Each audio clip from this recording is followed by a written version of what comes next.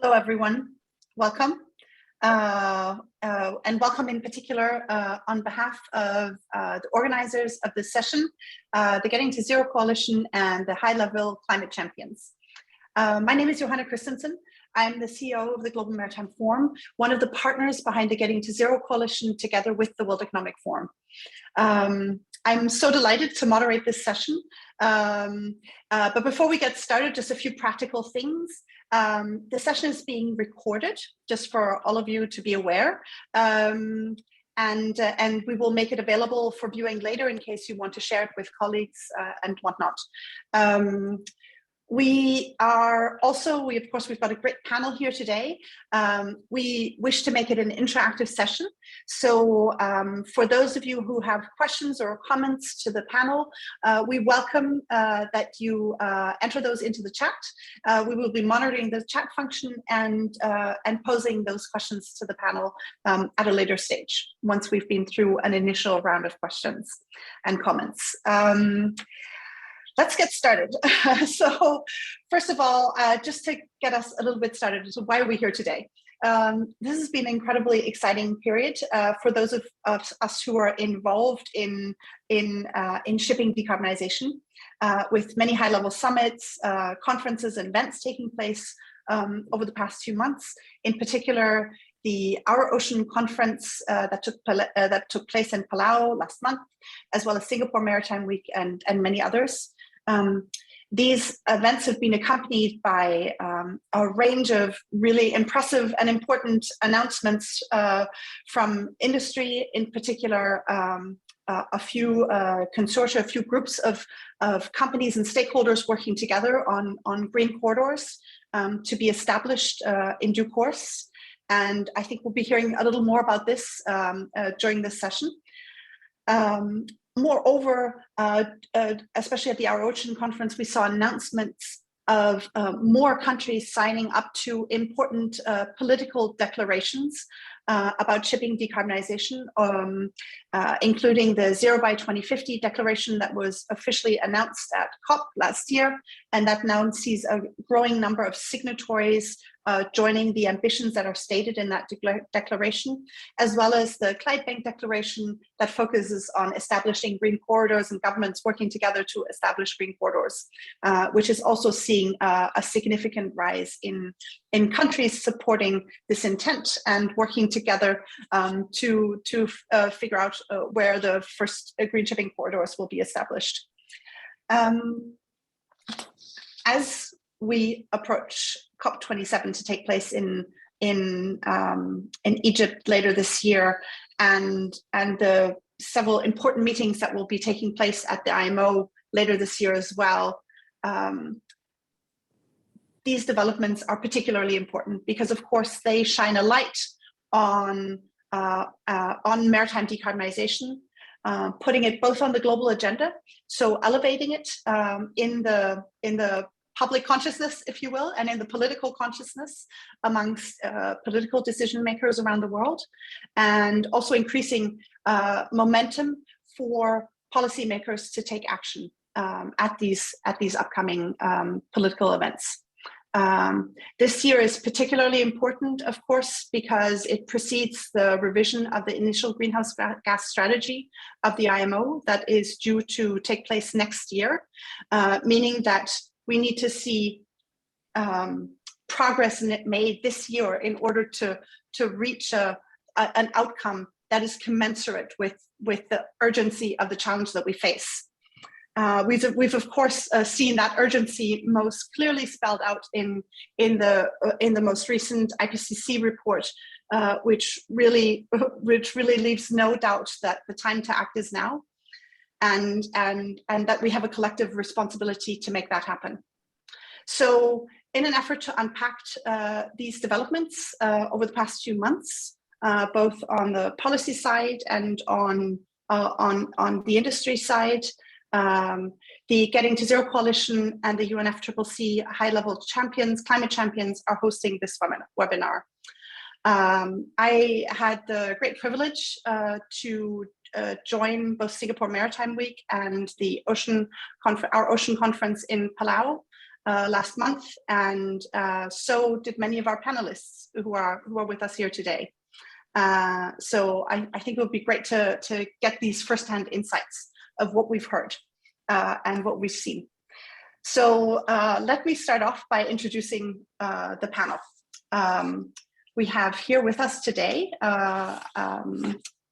Gwyn Tarasca, who is Senior Advisor to U.S. Special Presidential Envoy for Climate, John Kerry, and really the mastermind behind the shipping's role at the Our Ocean Conference last month. Welcome, Gwyn. We are also joined by Ambassador Albany Shoda, who is the ambassador of the Republic of Marshall Islands to Fiji and the Pacific Islands, and to the Council of Regional Organizations in the Pacific based in Fiji. He also co-chairs importantly in this context, the Pacific Blue Shipping Partnership with Fiji, an initiative to accelerate the transition of the maritime sector in the Pacific and domestically. And of course, he's a leading voice at the IMO for high ambition. We are also joined by Ms. Vandita Pant. Vandita Pant is a Chief Commercial Officer at BHP, a major global mining company based in Australia. She has global accountability for sales and marketing, procurement, maritime, and for developing the company's view on global commodities markets and macro trends. We'll be hearing lots more about that later. Further, I'm pleased to welcome Aranda Kotelawala, who is Chief Executive of the Solomon Islands Port Authority. He is, in this capacity, responsible for managing the Port Authority and the ports terminal of the Solomon Islands, with 2 international ports operating in its jurisdiction. We also have with us today Dan Hubble, who is Ocean Conservancy's shipping emissions lead, campaign manager, and who is working on a range of environmental issues, but in particular is leading all of Ocean Conservancy's efforts on shipping emissions and advocating for policies that live up to the need and to the urgency of the climate crisis. And finally, I wish to introduce Catherine Palmer, who is the UNFCCC High-Level Climate Champions shipping lead, and also wears another hat as the Global Head of Sustainability at Lloyd's Register in the marine and offshore business, where she leads our efforts on climate and many, many other issues, sustainability issues. Of course, she's here primarily in her capacity as the climate champion today. Welcome, Catherine, and look forward to hearing your views in this role as well. Let's get started. So, sorry, I need to just find my notes. 2 seconds. Where are they? I have way too many notes in front of me. Gwyn, we're going to start with you. The U.S. has played a really important role this year in relation to shipping decarbonization, well, this year and last, I should say, in co-leading both the Zero by 2050 declaration together with Denmark and the Republic of the Marshall Islands, leading the first and establishing the First Movers Coalition, co-leading the shipping mission under the auspices of Mission Innovation, and of course, last month, you co-hosted the Our Ocean Conference with the government of Palau.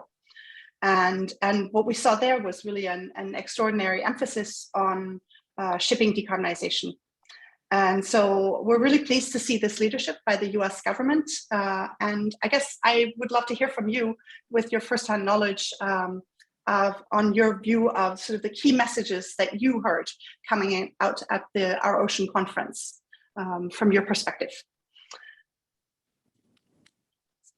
Thanks for that, and thanks so much for hosting and for the question. Yes, very happy to sort of underline some of the key priorities and some of the key outcomes that we saw coming out of the 7th Our Ocean Conference, which, as you said, just wrapped up April 14th. So part of what makes the series of conferences really unique in our view is that it's really not focused on a joint statement or a negotiated communique. It's really sort of laser focused on catalyzing significant and concrete announcements to protect ocean health and security. And those come, not just from governments, but also from philanthropies, from NGOs, from sort of the range of non-state actors. The US actually started these conferences back in 2014, and they've come to focus on 6 policy areas, including climate, fisheries, sustainable blue economies, marine protected areas, maritime security, marine pollution. But on specific priorities for this year in particular, this was actually the first Our Ocean conference to be hosted in a small island developing state. We co-hosted the conference this year with Palau and Koror. The priorities really tracked that. Very early on, we had decided with Palau, led by Special Envoy Kerry and President Whips, that one of the cross-cutting themes would be the importance of ocean-based climate solutions in keeping the 1.5 degree target of the Paris Agreement within reach. And of course, that includes not just offshore renewable energy and marine nature-based solutions, but also shipping decarbonization. And it really came through, we think, in sort of the entire narrative of the conference. And it was really the first time that shipping decarbonization was a major focus. On outcomes, we think the conference was actually quite successful. There were more than 400 announcements altogether, I think 411 to be exact, which were valued at more than 16 billion. And those announcements, of course, budget is only sort of one metric. There are plenty of announcements that had no dollar figure, but will really have an impact, we think, when it comes to emissions reductions. On shipping specifically, just wanted to highlight a few particular examples. So first, as you mentioned, the Marshall Islands, together with Denmark and the United States, we announced that the number of signatories to the Declaration on Zero Emission Shipping has nearly doubled since COP26, and now includes countries including Canada, Cyprus, Ireland, New Zealand, Spain, Tuvalu, and many others. And of course, in that declaration, countries pledged to work together in the context of the IMO to adopt a goal of zero emissions no later than 2050, together with a sort of interim targets that will put us on a credible pathway to get there. Second, the conference highlighted a couple of new and important signatories to the Climate Declaration to establish green shipping corridors, including Singapore and Palau. And then third, we were really pleased to see speakers highlight a number of specific decarbonization initiatives, including work on several specific green shipping corridors, including announcements from the Maersk Center and from the Global Maritime Forum. So thank you for that. I would also note that Panama is already slated to host the next Our Ocean conference in March. So another sort of good opportunity to carry forward the focus on shipping. And of course, many other opportunities throughout the year, including at COP27. So I will leave it there. Thank you. Thank you, Gwen. And thank you for highlighting the additional signatories to those 2 declarations. I think that was really exciting to hear. And we hope that they can play a really useful role in as we progress discussions in the context of the IMO. I guess on top of that, I think it'd be interesting to hear what your view is on how individual governments can accelerate shipping decarbonization on an individual basis, individual governments, or in other contexts, bilaterally or otherwise. Is that something you have any that you could add your view on? Sure, thanks. So yeah, I mean, just to acknowledge first off that shipping decarbonization, including our work in the IMO, is a major priority for U.S. climate diplomacy. One of the earliest commitments, actually, that Secretary Kerry made in his current role as climate envoy was to commit to work with countries in the IMO to achieve zero emissions no later than mid-century. So we have tried to underline that, and I know many of you have as well, that we really can't portray ourselves as being, on the side of climate ambition and then turn a blind eye to the IMO. So certainly very focused on that forum and increasing the levels of ambition there. But yes, there is a strong suite of work that we're pursuing sort of outside of the scope of any negotiating body, just to try to reach a tipping point in the sector in the near term. So thank you for bringing that up, which also ties incidentally back to the conversation about the Our Ocean Conference. So that's, again, sort of a platform where, they really try to facilitate that sort of race to the top model, where there's not, a focus on a negotiated outcome, but rather, what individual countries and non-state actors can do to decarbonize the sector.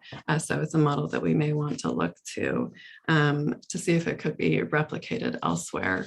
But yeah, I can just highlight a couple of the sorts of levers that we're pursuing that are sort of outside of the scope of any negotiating body.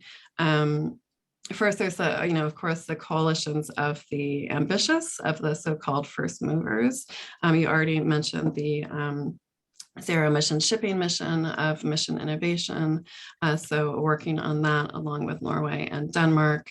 Also the working on the First Movers Coalition that was launched last year and continue to sort of push that forward. It's a group of companies that are focused on the so-called hard to abate sectors, including aviation, trucking, steel, and of course shipping.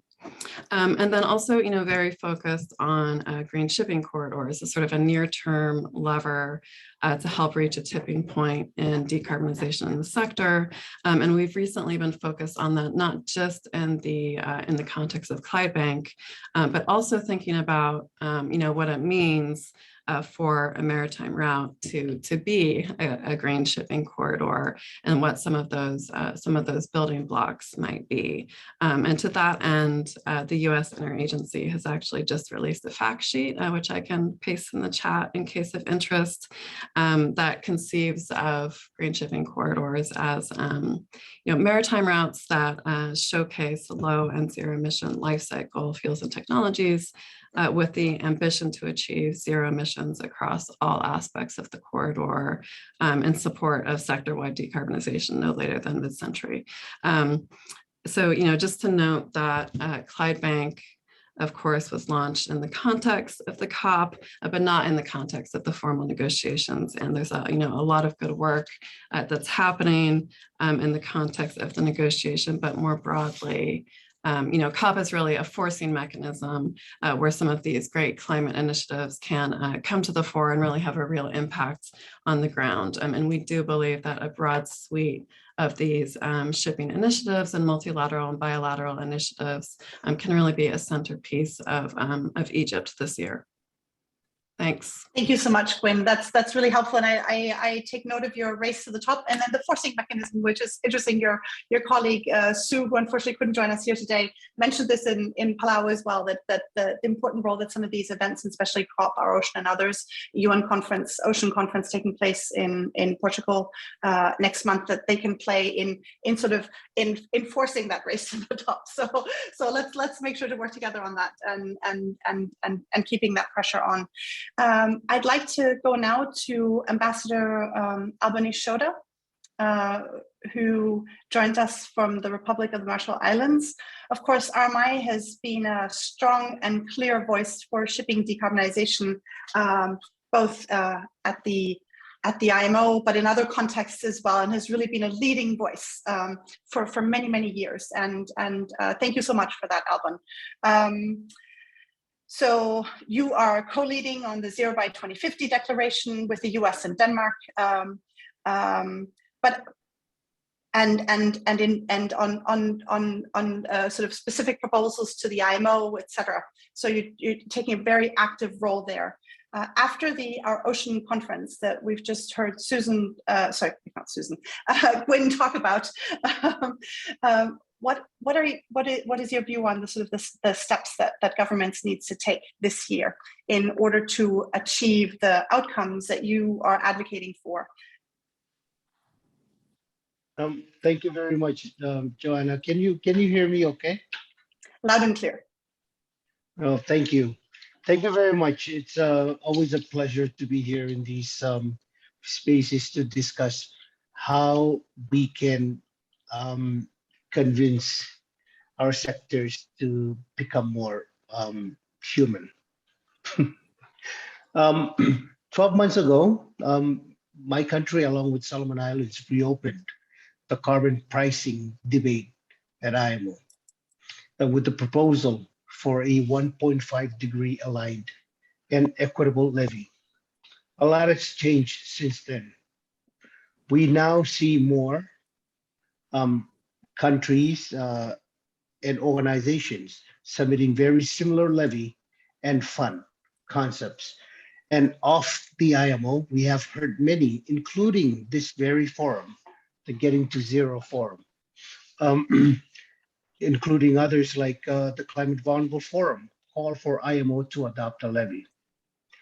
IMO's meeting in May and June must turn this momentum into specifics and actions.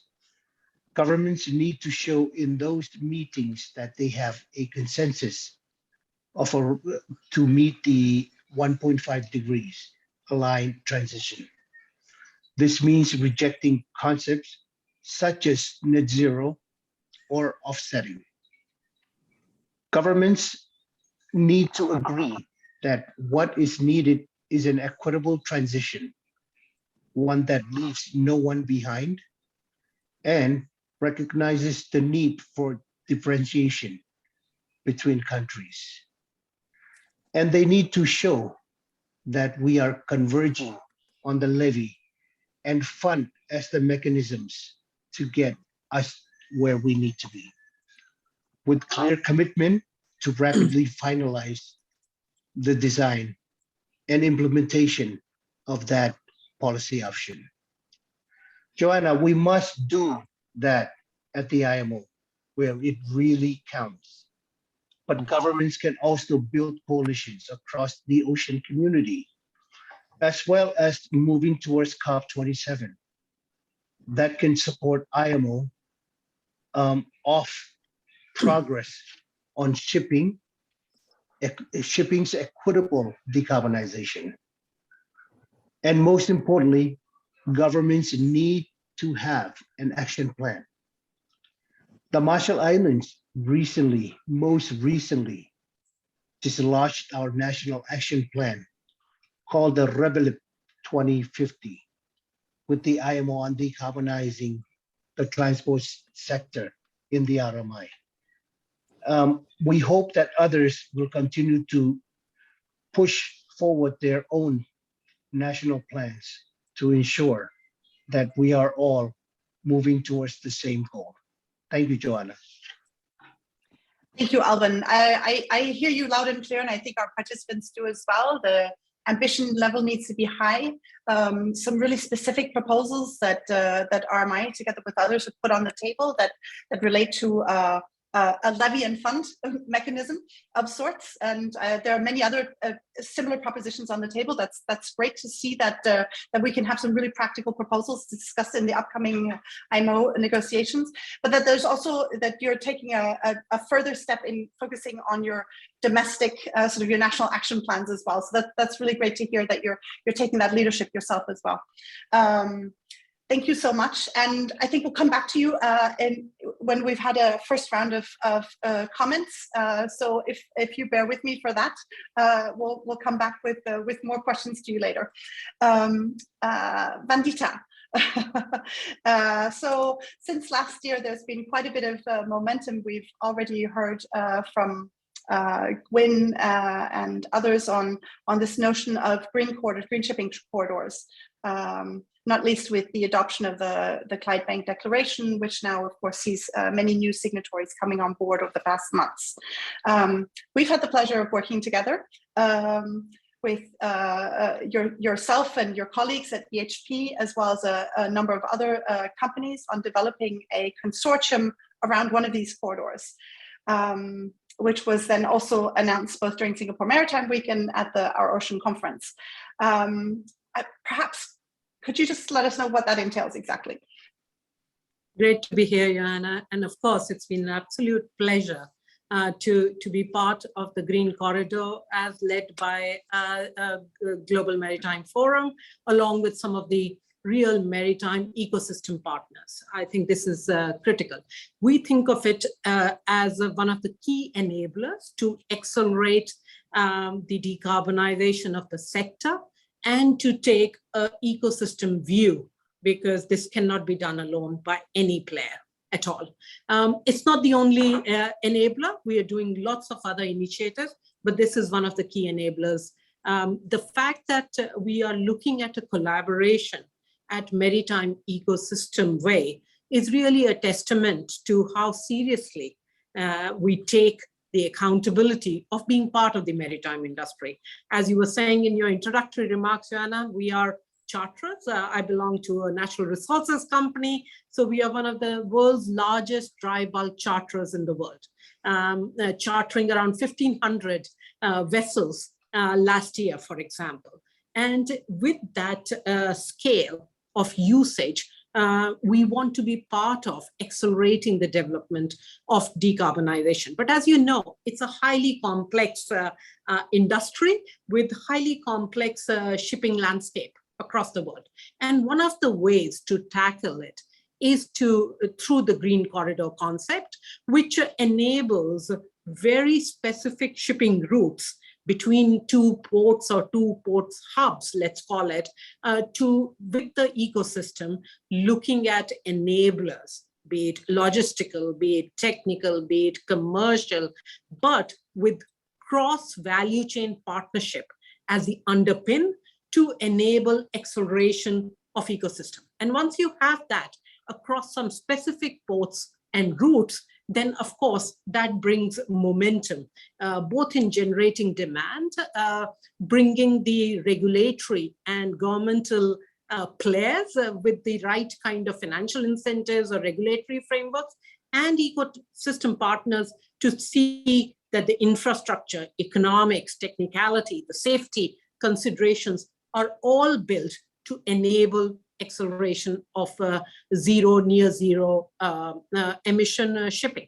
And in that respect, what we announced, as you just mentioned, on 6th of April, was a green corridor between Australia and East Asia, a very important shipping route, which the consortium is made up of quite a varied bit, of course, led under the banner of GMF, but also two users, charterers, ourselves and Rio Tinto, having Aldendorf and the Starship, also part of it as owners, as vessel people who put investment in the vessels. And we are really excited about this because this enables us to look at the framework, a sustainable, costed framework, which can enable the acceleration around the decarbonization around this very important route. And why do I say it's an important route? Because and we are looking at a very big voyage, sort of kilometers in terms of this route, because lots of commodity flows happens through this corridor.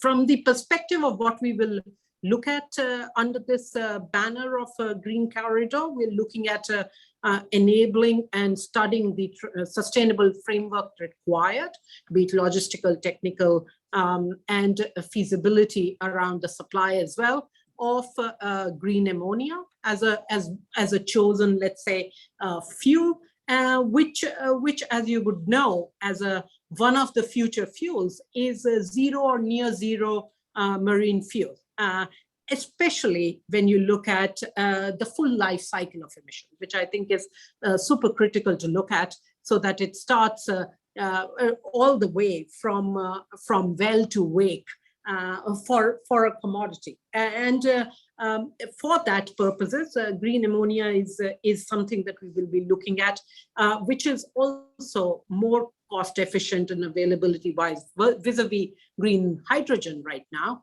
And of course, from a supply perspective, much more likely around this region compared to methanol, for example. So there are quite a few advantages on why we have looking to choose green ammonia as part of the Green Corridor initiative. As you would probably know, the overall, if you look at the entire shipping industry, the fossil fuel consumption could be anywhere between 200 to 300 million tons of fossil fuel. But when you have to look at near zero emissions, because of the low energy density, that's a requirement of 500 to 800 million tons. And if you look at the kind of supply coming in, even by 2030, that is hovering between 50 to 100 million tons. So it becomes super critical for us to get ready with the building blocks as are needed, not just with industry, but with regulators, because this enables a conversation with the right kind of dialogue and bringing the ecosystem to enable this, because this is not going to be straightforward, as we know. But the initiatives like Green Corridor can enable us chunk it to manageable routes, but material routes, and which of course can have their own momentum. Thank you, Vandita, and I think it's really helpful to keep this a very important point that you make this. This is an ecosystem transformation. It's going to require all stakeholders to work together on not only identifying the solutions, but demonstrating them at scale, and then of course creating the necessary frameworks that will support their rapid scale up. And I think that's particularly important, this point that you make at the end, which is that we're going to need vast quantities of zero emission or near zero emission fuels, and it's not a given that they will be available on the kind of timeline that we need them. So we need to work together across the entire ecosystem to unlock that and to really have a rapid ramp up. So I hope we can touch some more on that at a later stage. And this ecosystem point, I think, is also an important one. We can bring in Aranda at this point. Aranda, you run the Solomon Island Port Authority, and of course you're already grappling with some of the impacts of climate change. Anna, if you could bring Aranda up on the screen, that would be great. Thank you. There we go. There you are. I was missing you. You, of course, you run the Solomon Islands Port Authority, and you're already grappling with the impacts of climate change, and at the same time, you're also working on sort of high ambition policy action at the IMO. So, from a port's perspective, what are some of the challenges that you're dealing with, and what are some of the actions that you're taking? Thank you, Johanna. I think, first of all, thanks actually for the invitation to be part of this high-level climate champions of Getting to Zero coalition, and representing Solomon Islands Ports Authority and our region, the Pacific. It's actually one of the regions at very high risk right now when it comes to actually the climate change, and especially the impact of climate change to the ports and shipping, and also actually for the sustainability of the Pacific Islands in the future. So from a port's perspective, if I really look at the past 10 years, actually how the climate change has impacted the port operations and our sustainability, it's quite serious. If you really look at the actual scenario, with reference to the forecasted data.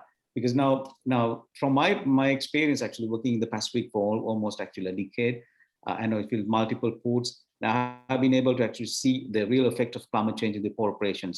Now if you really look at even there are two factors actually we're looking at. One is the impact of the climate change, actually that's all man-made effects, and as well as actually some of the impact from the mother nature as well. But if you really look at, there's certain things of the mother nature of course we cannot control in most cases. But the other fact is when it comes to the impact of climate change from not from the mother nature but for the man-made, of course actually is something within our reach that we can still control. Now some of the most serious concerns right now is the rising sea level when it comes to the Pacific countries, especially the Pacific ports. Because most of the infrastructure was built in way back in 1950s and the 60s. So when we build them, in those eras, of course, we were not really thinking of, the level of impact that will be, ahead of us actually in about 50, 60 years of time. And then, but it has, some of the impacts are basically accelerated, with that, with some unprecedented values. And, even though actually we factored certain levels of sea level rise, but it has gone beyond our expectation and making the ship operations quite challenging right now. And on top of that, the high swells, the cyclones, the wind, and also affecting our ship operation actually in a dramatic way, and reducing our efficiency and increasing our cost of operation. Then as a result, actually it has an overarching impact to the overall actually the cost of calling to Pacific Island countries. Because actually when we have these challenges, of course, and especially the infrastructure challenges, and of course, the building or rebuilding infrastructure it's very costly in the Pacific. Now, if I just give you one example, to build a the 150 meter or 200 meter wharf in the Pacific is 3 times costly than building a similar wharf or similar infrastructure in Asia. So because of our geographical isolation, and also our economies are quite small, and also our capacities are small. So and also actually our financial the capacity to invest on some infrastructure is quite I would say very challenging. So these are some of the issues that we face with our operations, and also actually with the swells and winds. Most of the time actually we have to stop operation actually when it's too windy, and when the ship starts rolling. Of course, actually, we also actually cease operation for some hours. Now, the reason for this is, if you look at most of the Pacific ports and most of the Pacific nations, especially the ports are concerned, we don't have ship-to-shore cranes. Because all the vessels calling in the Pacific right now are actually geared vessels. So they have actually geared vessels coming into the Pacific. So because we don't have ship-to-shore cranes actually in any of our ports. Some of the ports actually have mobile harbor cranes, but it is actually not that effective as or efficient as a ship-to-shore crane. So as a result, we rely on the ship gear, and when there's actually wind, because of course it's when it comes to ship gear and compared to ship-to-shore crane, there are certain challenges, and then there are certain efficiency levels. So we cannot achieve that the desired efficiency level with ship gear actually when the weather is rough and when it's too windy. And of course, if there's a cyclone, any other actually windy situation, we might have to close operation for sometimes for days as well. So these impacts, affects actually the ship efficiency, and as well as the cost of calling Solomon Islands or calling any other Pacific nation. So these are some of the effects that we have with actually the climate change, because and also the infrastructure. Now if you look now in the recent past, we experienced similar situations in Solomon Islands.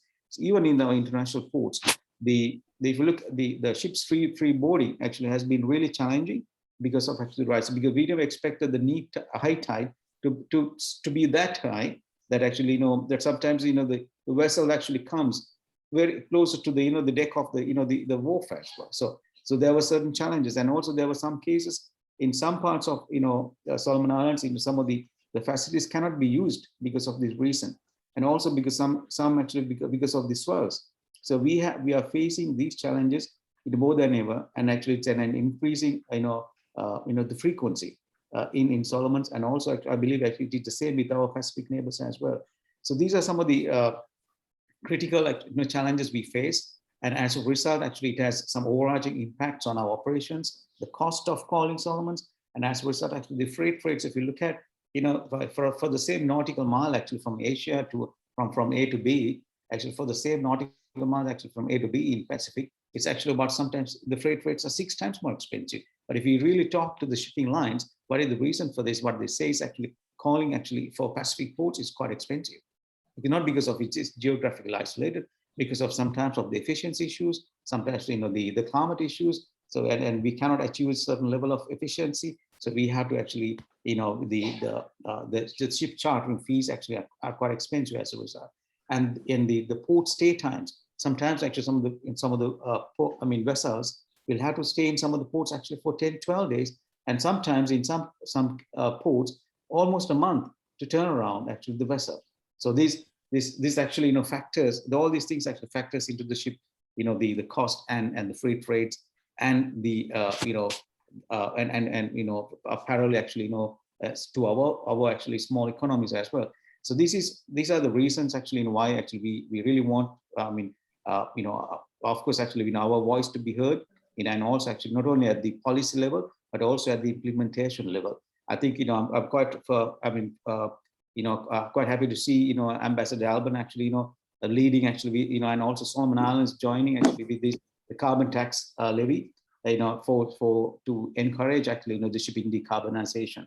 But I think now if you really, I think I was browsing about the sectors, especially the global greenhouse gas emission by sector, but even the shipping and aviation is actually quite small compared to the other sectors, like in transport and the buildings and some other industries. But still, I think I think in this forum actually we are talking about the shipping decarbonization. Is quite important for us to understand how we can contribute and how we can actually help the Pacific Island nations, especially the small island developing states, to help like have a sustainable future. And also actually, and also the reasons, the fact that we cannot all the time actually invest in infrastructure because it's quite costly to build some of the infrastructures actually for the ports. And so these things are, these are the main areas actually, the main challenges we face in the Pacific. And I'm quite happy to actually see, they're at the policy level and in very high level actual discussions and the policies and efforts actually to implement certain things actually to reduce the emissions and as well as actually help the Pacific. But this is not only actually the Pacific, but other developing states, especially other smaller island ports, in the world will also actually contribute. I mean, will benefit out of these actually. Yeah. So thanks, Johanna. Thank you. Quite an important topic for us there.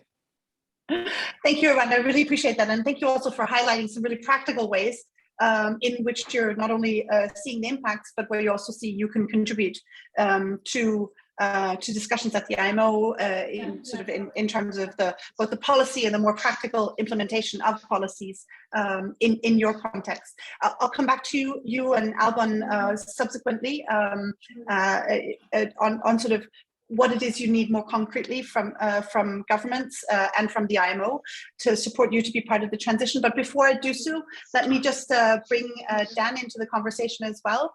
Dan, of course, you come from civil society in this context, and Ocean Conservancy has been doing a lot of work looking at how different countries and regions can contribute to shipping decarbonization. And I guess we could also just say, as a campaigner, you keep governments and industry on their toes. That's your job. So I wonder, beyond what we sort of heard so far about the outcomes of our ocean conference and other events over the past months, what do you think that is the main thing that needs to happen now at this critical point in time as we head into further IMO meetings, COP, etc. over this coming year? Well, thank you so much, Joanna. And I think bluntly put, we need to sustain momentum. And while I feel that the overall trend has been building towards the broader goal of decarbonization, and I can only marvel and appreciate how far we've come since Envoy Kerry's remarks last April really kind of set the tone for 0 by 2050 as the gold standard we were going to be aiming for. this work must continue. And there have been many governments and participants outside of the IMO who haven't necessarily resonated or continued to speak with the same voice inside the IMO, or we have seen this disparity between ministries or between support for calls to action that aren't necessarily echoed by countries either failing to attend or by a disparity in messaging that I find often quite distressing and potentially sets us back. And I think that is one of the key things that we need to see is greater alignment, greater endorsement and support for those ambitions, and for those countries who are ambitious, that they attend and continue to give their full-throated support. Beyond that, I would echo much of what Albin and Gwen actually said in speaking to these points, that we need to see more action across the board, and this is the year for it to happen. These calls can take place within the IMO through the submission of new national action plans. That could take place through incorporation of shipping and additional regulatory targets for maritime goals within countries' nationally determined contributions, or through new national or regional regulatory actions that support and sustain this goal of zero emissions by 2050 that I believe we're all aiming for as sort of the bare minimum that we can achieve to actually reach a truly sustainable 1.5 aligned world. And I think that's a call that we heard loud and clear from the latest IPCC report, which did draw a significant amount of attention in Chapter 10 to the potential impacts of maritime trade and transport in terms of its climate ambitions. I think beyond that, the main things that need to happen are alignment and a frank discussion on what the target is, what the intermediary targets are going to be for 2030 and 2040 to actually help us achieve that goal. And then finally, a frank discussion about the equitable nature in which that transition happens. Just even from the speakers today, I think that's a key part of this discussion that we need to set the table for this year. And I think all of that's frank. It's going to be a busy year, and I think it's serendipitous timing that actually one of the movies out in the United States right now is called Everything Everywhere All at Once, and I believe that's the mantra to run with. I think that's I will take that with me as a mantra for this year. Maybe that should be our collective motto for the year. Thank you so much, Dan, and especially I really appreciate yours. We've got a lot of momentum, but we've got to keep that momentum going, and we need to be, as you say, playing on all tangents at the same time, whether that's national action plans, international frameworks, bilateral frameworks, everything is needed at this point. Everything needs to be on the table. And in particular, of course, my goodness, my English is falling apart, the support for those who are working on high ambition frameworks in the context of the IMO especially. Thank you so much for that, Dan. Catherine, I'll bring you in. As in Danish, we have a saying, it's the raisin at the end of the sausage. I have no idea why it's called that, but you are in this context the raisin at the end of the sausage, our last panelist to join the discussion. The High-Level Champions team the role of the High-Level Champions team is to mobilize non-state actors in support of sort of the systems transformation that we need to tackle the climate crisis. From your perspective of that kind of wearing that responsibility for mobilizing non-state actor, what have you been for you the most important outcomes over these past months? Yeah, thank you very much. And I've never been the raisin at the end of the sausage, so that's quite, thank you. So I think, I mean, I can only really echo a lot of what my fellow panelists have already said. You know, momentum is, we've got to maintain that. We've seen a huge rise in commitments, a huge rise in pledges, you know, unprecedented profile on shipping at the moment at platforms like COP26 and the Our Oceans conference. And so the profile of shipping and the shipping sector being part of the solution, and that we cannot achieve the Paris Agreement without shipping being included, whether that be, like we've said, nationally, bilaterally, internationally.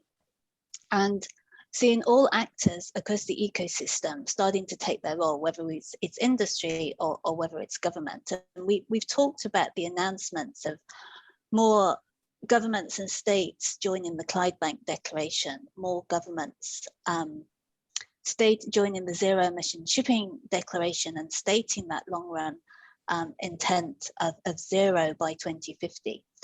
And I think we're getting much more alignment and convergence around that long run intent. But where we do need to start to act, I think, is getting more granular and specific on those enabling actions. And I think one of the things that the industry has really embraced is the concept of green corridors. I think it's something that has proven to make this much more tangible and much more near term, and really look at the role of each actor along the value chain and what they can actually bring to the table. And as we work together across that value chain in these consortiums, you know, the impact is so much greater than if we worked individually on our own. So I think where we are at the moment, I think we've got about 5 green corridors or similar projects and programs have been publicly stated, but I would expect to see many more being publicly stated as we move forward to COP27, and I would expect to see much more progress on those that have already been announced, so that by COP27 we can really start to demonstrate progress, you know, sharing of these route maps or roadmaps on how we're going to deliver green corridors, and sharing of those best practice across the corridor consortiums that are being created in different regions of the world. So I think where we are now is, you know, COP26 was branded the action COP, you know, COP27 is the implementation COP. And so this is the year of implementation as we move from commitments to action and we move from summits to solutions. And so there's a real focus on delivery, achieving our 2030 breakthrough target of 5% of a scalable zero carbon fuel in international shipping, specifying what those enabling actions are that are nearer term. So what do we need by 2025 to ensure that we are on track to achieve 2030? And ultimately, you know, being credible. And I think that's really important for the sector, is to retain credibility and to be transparent in what it is we're doing. I would also add, you know, we focus very much on mitigation, but I think fellow panelists have raised the point that, you know, impacts of climate change are being seen today. And so resilience is just as important. And we will see this as we go into COP27, a real focus on resilience. And I think shipping, again, not only, you know, decarbonising the shipping sector provides and enables, you know, unlocking some of the wider societal benefits for resilient coastal communities. And so we really should look at the role that shipping has, both in mitigation and resilience. Thank you. Thank you so much, Catherine, and thank you for making this important point about sort of the transition from the ambition to action and implementation and delivery, and so which is very much the focus in this year ahead. As ever, time runs fast in a session like this, and when we have many great speakers who have many great points to share, and we are so close to running out of time. But I do think there's a great question in the chat that has to do with it's actually posed to Gwyn, but I would actually like to bring Albin in, if you don't mind, Albin, on the question that is from Siddharth in the chat. On going forward, do you see countries adopting different mechanisms for decarbonization, such as different levies, reporting mechanisms, etc., which may go well beyond the requirements laid down by the IMO, thereby leading to a fragmented approach? And I think this is a really interesting question. While we are throwing everything at the wall, is there a risk of fragmentation? And what would your view be on this, Albin? Thank you, Joanna. We see convergence on the levy at the IMO. I mean, this is one of the best news that we've seen, that there is a convergence that we need some sort of MBM to move shipping to where it needs to be. But yes, there is a very real possibility of different regions and countries applying their own policy to drive decarbonization, especially if IMO does not increase pace and ambition. And this is one of the things that worry myself the most, is that you end up having regions deciding how that transition becomes. And it worries me, because then you have countries like myself, like my own, being left behind in any meaningful transition. We don't want that future. And EU's move to raise revenue from international shipping and then give those revenues back to EU governments disadvantages a lot of us in SIDS and LDCs, or all of us in SIDS and LDCs, which is why we are trying to do what it takes for the organization that is responsible to make this transition work, produce the right 1.5 degree aligned global solution. But we will not compromise at the IMO. So we need others to join us, or patchwork is what we will all get. And it's not only going to affect the SIDS and LDCs, it's going to affect every other countries that are unable to meet that transition goal. Thank you so much, Alban. I think that's a really important message to get across. And so while I would, while we grant the point, and I think that Dan made very eloquently, which is everything everywhere all at once, we look to all roads converging at the IMO in due course. So thank you very much for making that point. We are entirely out of time. I'm so sorry for not having been a better time manager that would have allowed us to come back to each and every one of our panelists. I do appreciate the comments that you have each made, and of course the questions from our participants today as well. Thank you so much. I hope that you have taken away some impressions, some ideas, and indication of the momentum, but also the momentum that is our responsibility to keep up this year as we head into some extraordinarily important meetings and negotiations over the coming year. Oh my goodness, I'm so sorry, I can't speak. Really appreciate your active participation over this hour, and look forward to reconvening in future to seeing and following up on the actions that have been taken, and to following the progress that is being made over these next few years. Thank you so much, everyone.